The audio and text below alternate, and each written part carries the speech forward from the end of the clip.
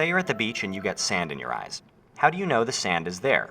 You obviously can't see it, but if you're a normal, healthy human, you can feel it.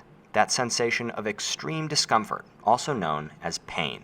Now, pain makes you do something. In this case, rinse your eyes until the sand is gone. And how do you know the sand is gone? Exactly, because there's no more pain.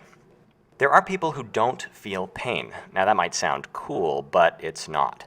If you can't feel pain, you could get hurt, or even hurt yourself, and never know it. Pain is your body's early warning system. It protects you from the world around you and from yourself. As we grow, we install pain detectors in most areas of our body. These detectors are specialized nerve cells called nociceptors that stretch from your spinal cord to your skin, your muscles, your joints, your teeth, and some of your internal organs. Just like all nerve cells, they conduct electrical signals, sending information from wherever they're located back to your brain.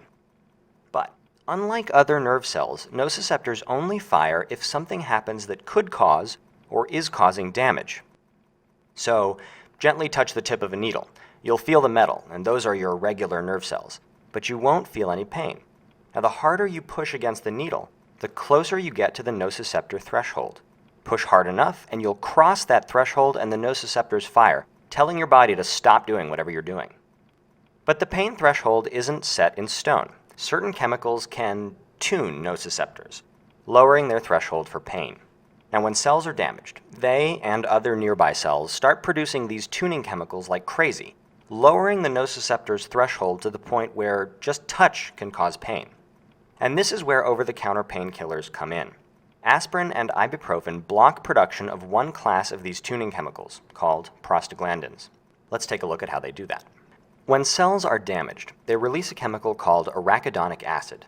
Now, two enzymes called COX-1 and COX-2 convert this arachidonic acid into prostaglandin H2, which is then converted into a bunch of other chemicals that do a bunch of things, including raise your body temperature, cause inflammation, and lower the pain threshold.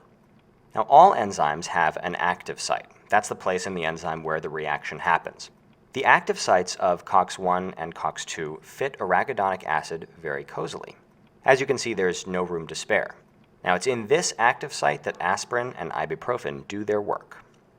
So they work differently.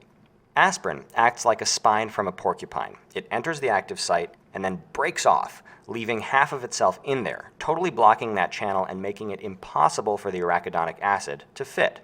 This permanently deactivates COX-1 and COX-2. Ibuprofen, on the other hand, enters the active site but doesn't break apart or change the enzyme.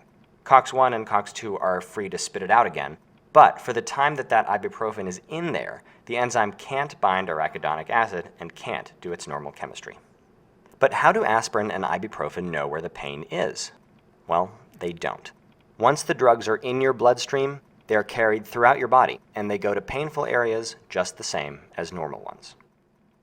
So that's how aspirin and ibuprofen work. But there are other dimensions to pain. Neuropathic pain, for example, is pain caused by damage to our nervous system itself.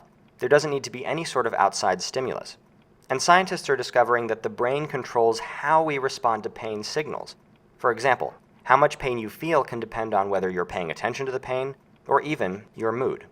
So pain is an area of active research. If we can understand it better, maybe we can help people manage it better.